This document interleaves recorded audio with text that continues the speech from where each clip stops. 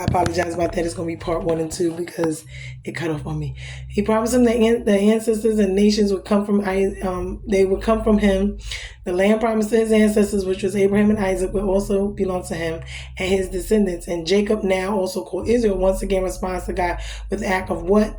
Worship. He builds a stone pillar and pours over it both a drink offering and oil. And he states that one more time, the name of this very special place is called Bethel, because that's between him and God, right?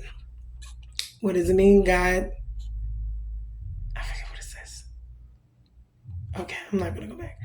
So, as they begin to travel towards Bethel, the region, tragedy strikes, which is before they got to their destination, which is Rachel, that was the beloved. She dies during childbirth, giving birth to Benjamin. And her earlier prayer was answered because remember, she had already given birth to Joseph. So this was God remembering her, because when she couldn't have children, she asked, and then when he gave it to her, she said to him, well, hopefully he'll bless me with another one. So he did. So she had Joseph and she had Joseph and Benjamin for Jacob, was now Israel. So this spot becomes a landmark for future generations of Israelis. And this is a place where they built like a little tower or whatever. And it's to guard over the flocks of the sheep. And it's, I guess, in honor of Rachel.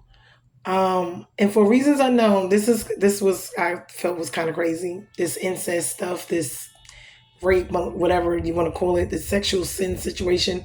For reasons unknown, Jacob's oldest son, Reuben, defiles the family by sleeping with Rachel's servant, Bilhah, and Jacob's servant's wife, And the scriptures give no detail on why this happened or what extent, but Bilhah was cooperative, which I don't understand that either. And in that culture, taking a wife or concubine of a leader was a sign of conquest or disrespect. Many scholars feel Reuben's act is a clumsy attempt to coup, or I guess to get back or angry, revenge against his father for whatever reason, who failed to love Reuben's mother, Leah, or Jacob not being the favorite, him not being the favorite, or I don't know, Jacob not called Israel strangely seems to do nothing at all at first, meaning about the whole situation with Dinah.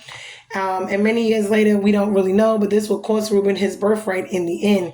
And we're going to see this later on down the line, how he messed up himself by doing that disrespectful act, because although his father didn't call him out on it when it originally happened, sleeping with someone he was sleeping on, married to her, whatever, and he didn't call him out on it. But in Genesis 49:4, you're going to see it says, unstable as water, you shall not have premise, because you went up to your father's bed, then you defiled it. But while doing that, it's disrespectful. He went up to my couch, meaning slept with a woman, my wife, whatever. And the sons of Reuben, the first one of Israel, for he was the first one, but because he defiled his father's couch, his birthright was given to the sons of Joseph, the sons of Israel, so that he could not be enrolled as the oldest son. So it was snatched from him. Now remember, this is what happened with him and his brother Esau. And God has a way of